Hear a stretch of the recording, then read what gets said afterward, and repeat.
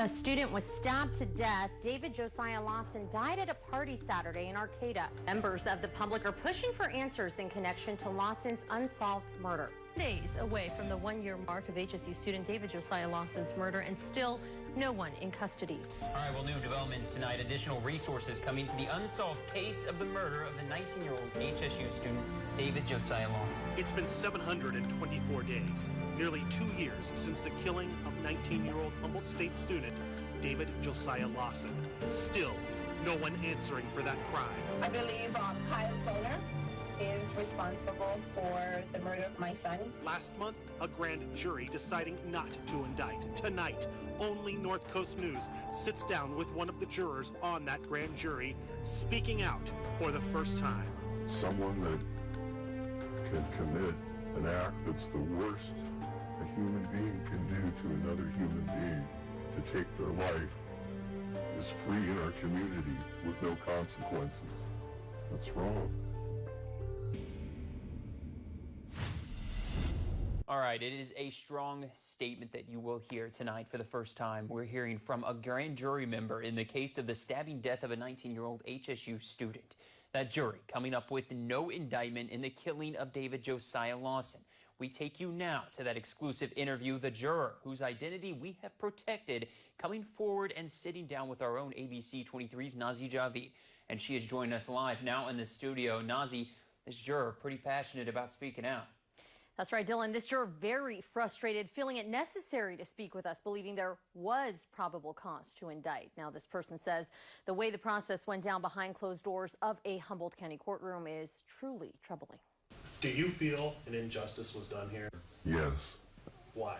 Because someone that the jury all agreed committed the stabbing is free to walk in our community. Jury selection started February 28th. The proceedings ended on March 13th. There were 18 jurors total, 6 men and 12 women. There was 1 Hispanic woman, the rest were white.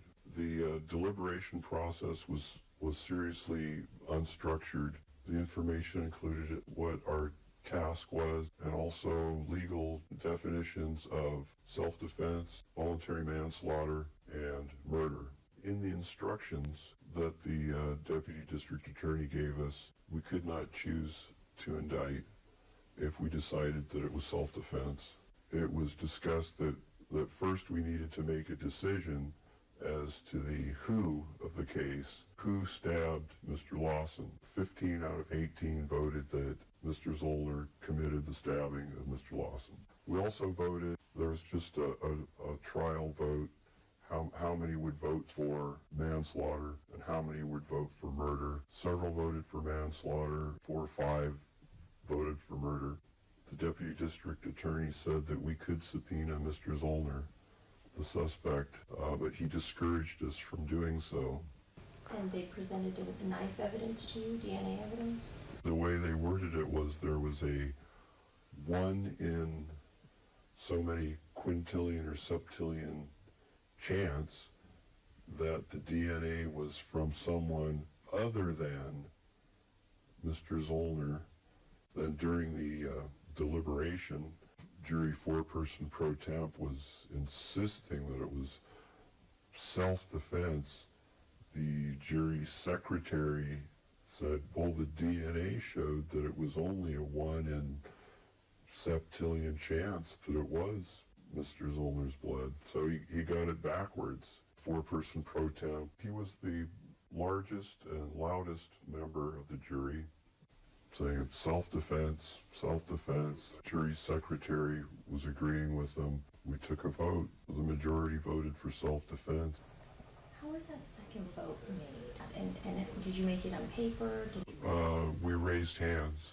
Other jurors were getting angry, and there was a lot of emotion in the room.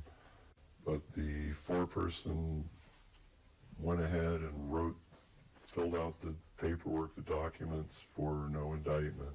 I was shocked at the decision. We only deliberated about 6 hours. I said, we have failed. We did not deliberate long enough. A lot of the jurors thought that we had to prove a charge. This was not a trial. We were not tasked with proving guilt or innocence, only probable cause.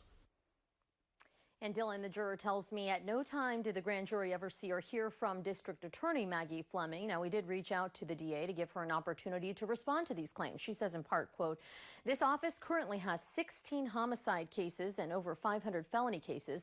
I maximize the effectiveness of our office by being involved in as many of these cases as possible. I provide input on cases by frequent communications with deputy district attorneys, often many times per day." Now, she goes on to say, "I also personally handle a large proportion of the initial felony case evaluations and charging decisions. Our office has several deputy district attorneys with the capability to effectively handle any case and all the roles of a prosecutor, including presentation of information to a grand jury," end quote. And Dylan, important to note here, we also tried to obtain a copy of the full grand jury transcript, but the DA says those only become available under certain circumstances that currently do not apply. Meanwhile, another juror has also come forward expressing similar frustration with the grand jury proceeding.